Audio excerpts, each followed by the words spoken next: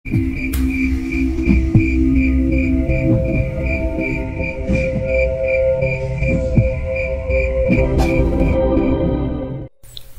pemakaman Ice pun tampak tidak mudah. Beberapa kejanggalan demi kejanggalan terjadi selama proses pemakaman itu berlangsung. Dengan susah payah para warga memakamkan Ice, meskipun membutuhkan waktu yang tidak sebentar.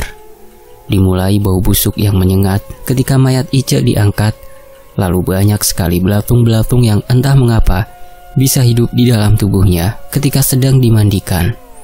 Juga beberapa orang yang datang untuk melayat, seperti melihat mayat Ice bergerak secara perlahan ketika tubuhnya sudah dikafani oleh keluarga Dudi pada saat itu. Bahkan, penggalian tanah pemakaman yang seharusnya berada di pemakaman umum beberapa kali mesti dipindah karena banyak sekali batu ketika digali, hingga Ice baru bisa dimakamkan ketika mereka menggali pemakamannya tepat di belakang rumah mereka. Seperti ada yang menghalangi mereka untuk memakamkan Ice di luar dari rumahnya sendiri pada saat itu. Kini, Dudi terlihat murung di dalam rumah orang tuanya. Tubuhnya terasa panas dan tidak berdaya di atas kursi di ruang tengah. Pikirannya masih terlihat melayang kemana-mana. Dia masih membayangkan wajah istrinya yang melotot sambil menjulurkan lidahnya sambil menggantung di atas dapur rumahnya. Rasa semangat yang dia rasakan ketika dia datang kini berakhir dengan kesedihan. Dia bahkan tidak mau kembali lagi ke kota, melanjutkan pekerjaan yang baru saja dia dapatkan seminggu yang lalu di sana. Hatinya tampak hancur. Istri yang dia cintai sepenuh hatinya kini meninggal dalam keadaan yang mengenaskan. Dia terus-menerus teringat permintaan maaf kepada dirinya dalam catatan kecil yang Ice pegang saat meregang nyawa. Permintaan maaf atas kesalahan yang dia lakukan, yang membuat Dudi semakin bertanya-tanya atas apa yang istrinya lakukan, sehingga dia lebih memilih menghilangkan nyawanya sendiri daripada menyelesaikan masalahnya dengan suaminya sendiri. Di tengah-tengah lamunannya, Dudi dikejutkan oleh sebuah suara yang tiba-tiba muncul dan melintas dari arah gang rumahnya. Sebuah suara gamelan yang menjadi pengiring pertunjukan jaipong yang seringkali dia dengar ketika istrinya sedang berlatih. Suara gamelan itu sangat pelan, namun terdengar dengan jelas oleh kedua telinganya, seperti terbawa angin malam yang berhembus di sela-sela ventilasi udara di rumahnya pada malam itu. Suara itu bersatu padu dengan suara malam, seperti jangkrik dan kodok yang menghiasi malam di kampung tersebut. Namun suara gamelan itu terdengar sangat lirih. Gamelan Sunda yang biasanya dimainkan dengan tempo yang cepat, kini temponya sangat pelan. Dan hal itu membuat suasana menjadi suram dan menyeramkan untuk didengarkan. Ning nung ning nung ning nung. Dudi yang masih duduk pun langsung berdiri. Dan setelah berlari mencari asal suara yang terdengar jelas di kedua gendang telinganya, dia terus mencari ke segala arah, mencoba mendengarkan dengan seksama suara itu. Yang setelah dia dengarkan lebih lama, suara gamelan itu rupanya berada tepat di depan rumah orang tuanya yang kini dia tempati. Dengan terburu-buru, dia langsung membuka slot kunci pintu yang ada di dekatnya, karena dia yakin bahwa itu adalah sebuah suara gamelan dari pengiring istrinya sewaktu sedang menari dari panggung ke panggung semasa hidup. Namun, apa yang Dudi lihat sungguh berbeda. Tepat ketika dia membuka pintu pada malam itu, di depan rumah terlihat kosong, dan suara tersebut mendadak hilang tepat ketika dia membuka pintunya. Hanya kegelapan dari gang kecil dan sempit itu yang terlihat oleh kedua matanya. Dudi hanya bisa berdiri melihat kegelapan itu dalam beberapa menit, sebelum akhirnya dia menggelengkan kepala dan menutup pintu rumahnya kembali secara perlahan. Namun, lagi-lagi, ketika pintunya hendak tertutup, dia mencium bau yang harum. Sebuah bau yang sangat dia kenali. Sebuah bau dari ramuan bunga-bunga liar yang seringkali dipakai mandi oleh istrinya. Dan itu tercium olehnya secara sekilas ketika Dudi menutup pintu rumahnya. Dudi sangat mengenali wangi harum bunga tersebut, karena ketika dia menciumnya secara bersamaan, dia mendengar suara yang merdu terdengar oleh kedua telinganya. Dudi, Ice dateng, Sebuah suara yang lirih pun terdengar. Suara dari istrinya yang dia rindukan di tengah-tengah kegelapan malam. Sontak, hal itu membuat dirinya berteriak secara spontan. Rasa sayang terhadap istrinya yang tidak pernah luntur membuat dirinya membuka lagi pintunya. Bahkan dia berlari keluar rumah dan melihat ke sekeliling gang rumahnya yang gelap itu dengan perasaan yang tidak karuan. Ice, di mana kamu, Ice? Dia berlarian mengelilingi rumah orang tua yang dia tinggali sekarang setelah kematian istrinya. Namun, dia sama sekali tidak menemukan istrinya yang dia cintai. Hanya suara dan bau harum yang seringkali tercium ketika istrinya ingin pentas dari panggung ke panggung semasa hidup pada malam itu. Dudi kembali menatap jalan setapak depan rumah kedua orang tuanya dalam keadaan yang lemas tidak berdaya. Secara tak sadar, dia tiba-tiba duduk dengan kedua tangannya yang menutupi wajahnya. Tetesan air mata terasa olehnya dan menetes ke arah lantai rumah orang tuanya pada malam itu.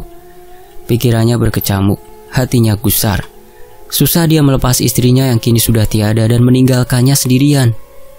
Dudi yang tadinya adalah preman sekolah, kini tampak murung. Tidak ada lagi keberanian baginya setelah istrinya meninggalkannya dengan cara yang tidak pernah dia pikirkan sebelumnya. Kepalanya tertunduk dengan suara tangisan dan tetesan air mata yang tidak lagi dia pendam. Dan hal itu membuat ibu dan bapaknya bangun dari tidur dan menghampirinya. "Dudi, unaon maneh?" kata Pak Mansur yang keluar bersama istrinya dari kamar. "Bu, ibu ambil teh hangat. Biar nanti si Dudi aku suruh buat duduk kembali di dalam rumah," katanya Pak Mansur yang tiba-tiba menyuruh istrinya ketika melihat anaknya terduduk dengan posisi menangis di depan rumahnya. "Ice, Pak, Ice," katanya sambil menunjuk ke arah jalanan setapak yang tampak kosong dan gelap. Pak Mansur hanya mengangguk di dekat Dudi. Dia sadar anaknya pasti terguncang dan masih belum rela ketika dia kehilangan istrinya. Akhirnya Pak Mansur membantu Dudi untuk berdiri. Tubuhnya terasa panas dengan wajah yang pucat. Dia membantu Dudi untuk duduk kembali di dalam rumah, menutup pintu rumahnya rapat-rapat dan menunggu istrinya yang sedang membuatkan teh hangat untuk anaknya. "Masih loba awewe anu leuwih gelis ti si Ice, Dudi. Cari lagi aja wanita yang bener di kota sambil bekerja. Si Ice sekarang malah bunuh diri. Pasti ada apa-apa si Ice itu yang tidak mau diketahui olehmu selaku suaminya." Ibunya datang dari dapur sambil menggerutu. Dia datang dengan membawa lampu minyak dan teh hangat yang dia bawa untuk anaknya pada saat itu. Dia terus-menerus berkata tentang keburukan Ice, sosok yang tidak dia setujui ketika menikah dengan anaknya 2 tahun yang lalu. "Iya, Dudi cari lagi aja wanita lain. Carinya yang tidak sekedar cantik wajahnya saja. Jangan kayak si Ice. Cantik sih cantik, tapi bisanya jaipongan di depan laki-laki. Masak gak bisa, beresin rumah gak bisa, punya anak pun belum juga. Terus aja wajahnya dipercantik," gerutu ibunya. "Ibu, jangan memperkeruh suasana. Si Dudi teh sedang berduka, jangan ditambah-tambah," kata Pak Mansur dengan sedikit berteriak kepada istrinya yang cemberut sambil memberikan air teh hangat kepada Dudi. Tidak ada jawaban darinya. Dia malah lanjut berjalan kembali ke arah kamar sambil cemberut dan tidur kembali dengan selimut hangatnya. Pak Mansur yang tahu kondisi anaknya kini menemaninya di atas kursi, menyuruhnya untuk meminum air hangat agar dia tenang. Sebagai sosok bapak yang baik, dia menemaninya hingga anaknya tertidur di kursi tersebut dengan bantal dan selimut yang sudah dia persiapkan sebelumnya. Rupanya, kejadian yang terjadi pada malam itu tidak terjadi kepada Dudi saja. Banyak dari warga kampung Leuwi Damar yang ternyata mendengar bunyi gamelan yang sama, sekaligus suara merdu dari Ice yang bersenandung sambil melayang mengelilingi kampung pada malam itu. Banyak dari mereka yang ketakutan. Bahkan mereka yang bangun akan suara yang terdengar nyaring di depan rumah. Mereka langsung keluar kamar dan berkumpul di ruang tengah dengan wajah-wajahnya yang ketakutan dibuatnya. Tidak ada logika yang masuk dalam pikiran mereka. Manusia mana yang sengaja berkeliling di tengah malam mengelilingi kampung Leuwi Damar dengan suara gamelan juga nyanyian merdu di depan rumah-rumah mereka. Hingga tak lama kemudian, suara gamelan itu terdengar kembali. Terdengar hingga ke rumah Caca yang letaknya tak jauh dari balai RW pada malam itu. Caca Suparta yang baru saja melaksanakan pernikahannya dengan salah satu kembang desa dari kampung sebelah, nampaknya belum tidur pada saat itu. Dia masih sibuk dengan mesin tik serta tulisan-tulisan yang merupakan laporan tentang warga atas perintah sang bapak yang merupakan RW di sana. Sebagai penerus, dia harus mengetahui pekerjaan orang tuanya, karena nantinya kampung Lewi Damar akan dipimpin olehnya setelah bapaknya turun dari jabatannya. Sambil mendengarkan radio untuk pengusir sepi, dia fokus coretan dari tulisan-tulisan itu ke dalam mesin tik yang dia pakai. Meskipun tangan yang sedang mengetik pun tiba-tiba dihentikan ketika suara gamelan itu kini terdengar dari kejauhan. Suara gamelan yang terdengar samar-samar di tengah malam dan semakin lama semakin jelas, seperti sedang mendekati rumahnya yang berada dekat dengan jalanan besar. Suara apaan itu? Kata Caca yang melirik ke arah pintu rumahnya yang terkunci rapat. Ting nang ning nung. Suara gamelan itu terdengar mendekat. Suara secara perlahan-lahan menjadi jelas terdengar oleh telinganya. Apalagi, dia mendadak terdiam dan membisu, tepat ketika dia mendengar suara yang merdu. Suara dari seseorang yang sedang bersenandung dan mengiringi suara gamelan itu. Hatinya langsung berkata bahwa itu adalah sesuatu yang salah. Tidak mungkin ada seseorang yang bermain gamelan dan menyinden di tengah malam. Rasa penasaran dan rasa takut bercampur menjadi satu. Apalagi di dalam ruangan tersebut, hanya dirinya seorang yang kini mendengarkan gamelan tersebut. Detak jantung Caca langsung bergetar dengan sangat cepat. Bulu kuduknya merinding ketakutan setiap dia mendengarkan suara merdu yang terus-menerus terdengar olehnya. Langkah kakinya terasa berat. Ingin rasanya dia kabur ke arah kamar dan bersembunyi di bawah selimut bersama istrinya yang kini sedang tertidur pulas di sana. Dalam ketakutannya, dia bergumam sendiri atas suara merdu yang masih terdengar oleh kedua telinganya pada saat itu. Ini mirip suara si Teh Ice. Apakah Teh Ice gentayangan di kampung ini? Gumam Caca. Sontak, suara merdu yang terdengar tiba-tiba berhenti, bersamaan dengan suara gamelan yang tiba-tiba menghilang ketika Caca bergumam seperti itu. Bener Caca, iya Teh Ice, kakak kelas Caca. Dek. Tiba-tiba ada sebuah jawaban yang terdengar entah dari mana, yang membuat tubuh Caca langsung bergidik kembali ketakutan dibuatnya. Dia kaget atas jawaban yang terdengar olehnya. Caca langsung berlari ke arah kamar, saking paniknya. Jeduk. Dia tersandung kaki meja, saking buru-burunya berlari ke arah kamar. Dia tidak peduli dengan rasa sakit yang dia rasakan. Yang dia pikirkan saat ini, dia ingin sekali menyembunyikan dirinya dan membiarkan Ice menghilang dari rumahnya sesegera mungkin. Dengan terburu-buru, dia menuju kamar. Namun betapa terkejutnya dia ketika tirai kamar dia buka. Ada salah satu sosok yang berdiri di sebelah kasurnya. Sosok wanita yang memakai baju kebaya berwarna hijau dengan corak-corak bunga yang berwarna merah dengan tangkai berwarna coklat yang ada dari ujung kebaya hingga ke pinggang. Sebuah selendang berwarna kuning terlihat sedang dipegang oleh kedua tangannya, dan rambutnya kini terurai panjang dengan bunga berwarna kuning yang sudah layu terlihat dengan jelas oleh Caca pada waktu itu. Caca hanya bisa berdiri. Tubuhnya terasa kaku atas apa yang dia lihat. Wujud itu sama dengan Ice ketika dia meregang nyawa dengan gantung diri di dalam rumahnya. Bahkan wajahnya yang kini melotot ke arahnya dengan lidah yang menjulur keluar dengan bekas ikatan tali tambang yang menghitam terlihat dengan jelas di lehernya. Sangat sama persis dengan mayat Ice ketika Caca membantu menurunkannya kemarin siang. Caca, kapan dong mau ngundang Ice? Sewaktu kemarin nikah sama Eis, Caca tidak mengundang Ice untuk jaipongan di hajatan Caca. Sosok itu tiba-tiba bergerak sambil berkata kepada Caca yang berdiri dan tidak bisa bergerak di pintu kamar. Salah satu tangannya diangkatnya, jadi jemarinya digerakkan seperti dirinya ketika menari di depan orang-orang yang menontonnya semasa hidup secara perlahan.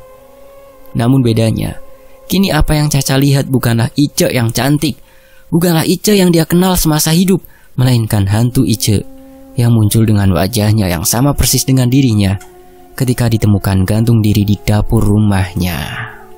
Caca tidak menyangka sosok Ice muncul kembali dengan bentuk yang menyeramkan. Matanya yang melotot, lidahnya yang menjulur, juga kepalanya yang bergerak ke kiri dan ke kanan, dengan tubuh yang bergerak perlahan sambil menari jaipong di depan dirinya, membuat Caca ketakutan. Caca ingin sekali berteriak membangunkan istrinya yang tepat berada di samping sosok yang menyeramkan itu. Namun dia seperti tidak bisa mengeluarkan suaranya. Suaranya seperti tertahan oleh sesuatu yang membuat mulutnya menganga tanpa mengeluarkan suara. Hingga akhirnya, Caca hanya bisa berbalik dan memalingkan tubuhnya ke arah ruangan tengah. Meskipun, "Badeka mana?" Tiba-tiba, beberapa detik dia memalingkan tubuhnya. Dia melihat Ice kembali muncul. Tepat 1 meter dari tempatnya dia berdiri. Rambut panjang yang acak-acakan, baju jaipong berwarna hijau dengan selendang berwarna kuning cerah pun terlihat jelas oleh kedua matanya.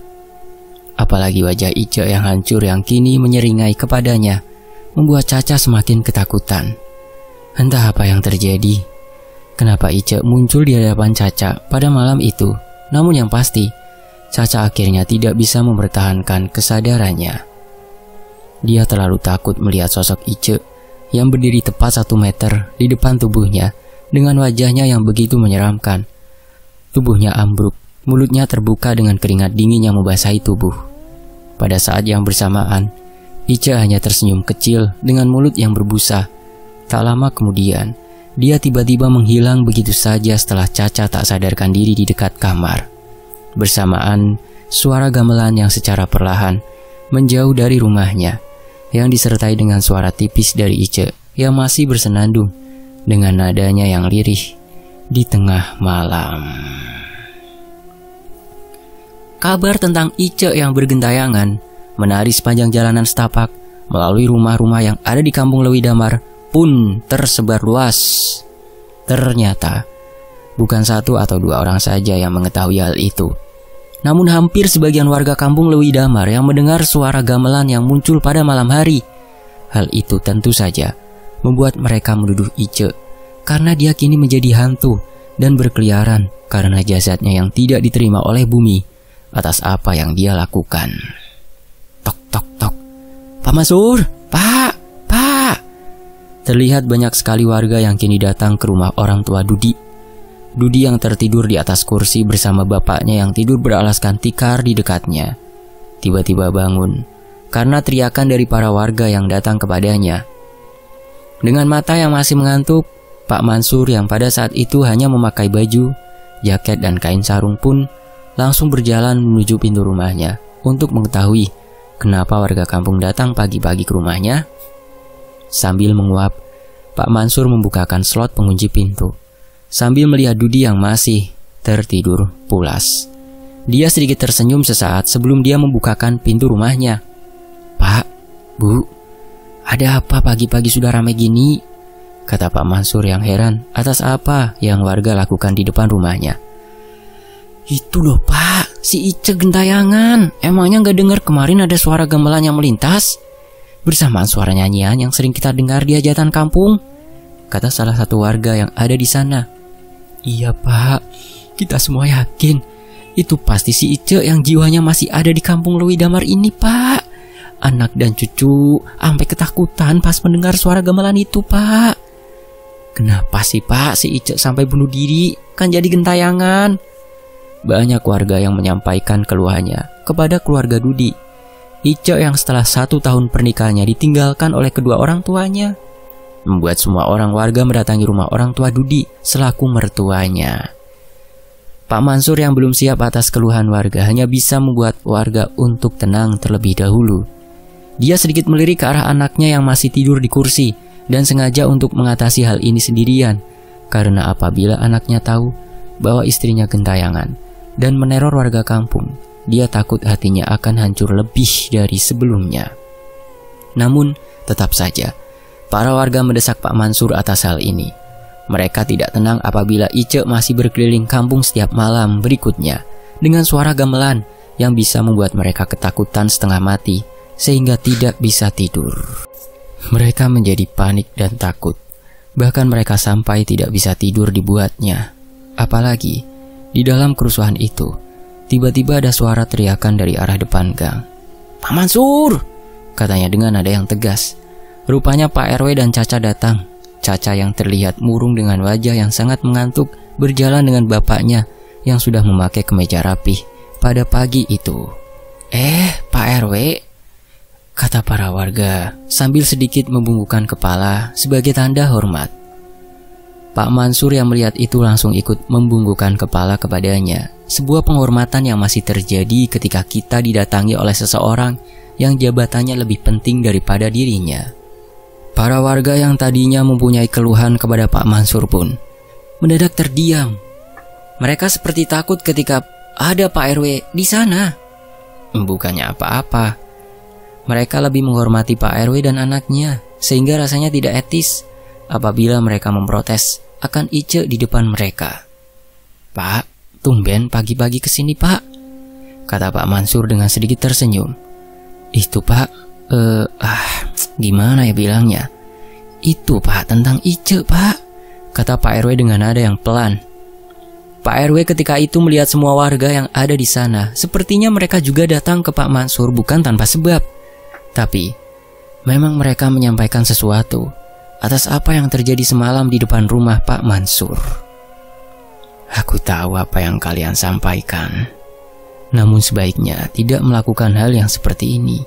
Kasihan, Dudi yang ada di dalam rumah kondisinya masih belum pulih atas apa yang terjadi 2 hari yang lalu," kata Pak RW yang mencoba menenangkan para warga. "Mendingan gini aja. Coba nanti ambil satu perwakilan warga yang nantinya ikut berdiskusi perihal hal ini bersamaku, Caca, dan Pak Mansur, juga Dudi. Aku tahu kekhawatiran kalian. Tidur kalian pun tidak akan nyenyak, karena hal itu juga terjadi kepada Caca. Bahkan dia ditampaki sosok Ice yang menari di dalam kamarnya," kata Pak RW sambil menepuk-nepuk pundak Caca yang ada di sebelahnya. "Jadi, coba tunjuk salah satu dari kalian ya. Sisanya boleh membubarkan diri dan bisa kembali ke aktivitasnya masing-masing." Tidak ada yang menyanggah apa yang dikatakan Pak RW, sosok yang paling dihormati oleh warga kampung pada pagi itu. Sehingga para warga sepakat. Mereka mengutus Pak Aep untuk menjadi perwakilan warga, dan Pak Mansur pun mengajak mereka bertiga masuk ke dalam rumah untuk berdiskusi perihal hal ini. Di dalam rumah yang sederhana yang berlantaikan kayu dan beberapa kursi busa yang tampak sudah sangat tua berwarna coklat, dengan beberapa bagian yang telah rusak, dan terlihat busa dari kursi tersebut kini sedang diduduki oleh beberapa orang. Pak Mansur yang duduk di paling ujung, juga Pak RW yang berada tepat di depannya, dan Caca, Pak Aep, juga Dudi yang kini sudah bangun, duduk di kursi panjang yang dipakai oleh Dudi ketika tadi tertidur. "Jadi gimana Pak? Kita harus meminta bantuan siapa? Kita tahu yang namanya seseorang yang bunuh diri akan seperti ini pada akhirnya. Namun kita juga harus melihat kondisi para warga yang ketakutan," tanya Pak RW kepada Pak Mansur. Pak Mansur hanya terdiam, bersamaan dengan Dudi yang tahu bahwa apa yang dia lihat kemarin malam adalah benar. Apa yang Dudi rasakan ketika malam itu rupanya tidak salah. Itu adalah Ice yang meninggal dengan cara yang mengenaskan. Dan apa yang dia rasakan, dirasakan pula oleh para warga. Ketika Ice datang melewati rumah orang tuanya dan berkeliling kampung tanpa tujuan yang jelas. Namun dia juga tidak mau istrinya yang sudah dianggap jelek atas profesinya kini bertambah jelek di mata warga atas apa yang dia lakukan beberapa hari yang lalu. Bahkan warga merasa terganggu akan hantu Ice yang masih bergentayangan. Hingga, "Coba minta bantuan Mbak A yang di kampung sebelah saja Pak. Mungkin Pak Mbak A bisa bantu kita," kata Dudi yang mencoba memberikan solusi atas apa yang terjadi di kampung mereka. Tapi semua warga termasuk Pak Aep hanya menggelengkan kepala ketika Dudi memberikan solusi seperti itu. Pak Mansur yang menjadi bapaknya hanya menepuk pundak Dudi pelan dan memberitahu bahwa Ba'a sudah tiada dan sudah dimakamkan beberapa hari yang lalu. Bagi yang tidak tahu, Ba'a adalah sebutan dari bapakku atau kakek pemilik Twitter ini, yaitu kakeknya Tanya Demit, yang membuatku harus pulang ke kampung pada saat itu karena dia sudah meninggal dunia. Memang ketika aku bertemu Dudi di Terminal Ciwidey pada waktu itu, aku tidak memberitahukan tentang alasanku pulang, sehingga wajar saja bahwa dia tidak mengetahui bahwa Ba'a sudah tiada. Ba'a memang terkenal di kampung sebagai seseorang yang biasa menyembuhkan orang-orang yang terkena hal gaib semasa hidupnya.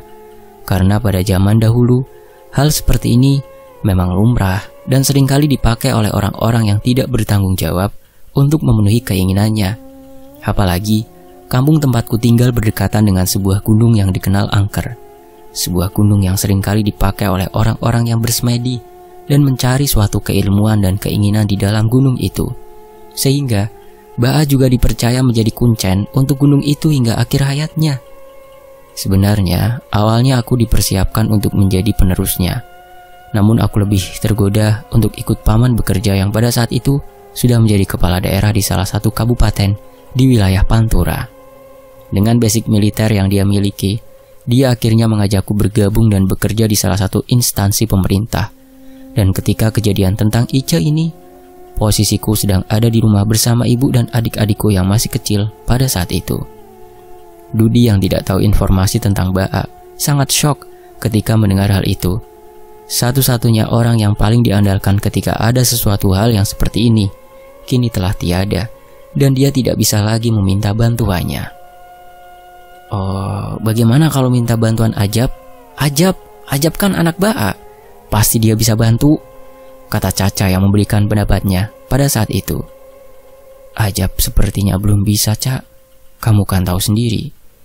Dia sekarang tinggal di kota dan dinas di sana setelah ikut sama pamannya yang jadi bupati itu, kata Pak RW yang kembali menyangkal pendapat Caca. Tapi dia sudah pulang lagi kok. Saya bertemu dengannya ketika naik mobil Elf ketika pulang kemarin. Jawab Budi yang mencoba berkata bahwa dia pernah bertemu denganku pada saat itu. Semua mendadak terdiam. Namun Pak RW tetap menggelengkan kepalanya dan berkata bahwa aku tidak bisa berbuat apa-apa untuk membantu tentang hal ini. Awalnya aku juga terlalu memperdulikan apa yang terjadi di kampung sebelah, karena tujuanku pada saat itu hanya datang dan menjenguk makam bapak lalu kembali pulang untuk dinas. Meskipun pada akhirnya aku juga ikut terseret atas apa yang terjadi seiring berjalannya cerita ini nantinya. Terus kita minta bantuan siapa ya? Kata Caca yang bingung akan hal ini. Tiba-tiba, Pak Aep yang terdiam di sana merasa teringat akan sesuatu, sehingga dia mencoba mengemukakan pendapatnya pada saat itu. Bagaimana kalau mencari seseorang yang bisa selain Ba'a? Aku punya kenalan, rumahnya hanya beberapa kilometer dari kampung ini. Seorang dukun yang bisa bantu kita agar para warga terlepas dari teror Ice yang gentayangan setiap malam, kata Pak Aep dengan nada yang meyakinkan. Ice yang kini bergentayangan membuat Dudi, Pak Mansur, Pak Aep, Pak RW dan Caca pun memanggil seseorang yang bisa memurnikan jiwa Ice agar para warga tidak ketakutan lagi.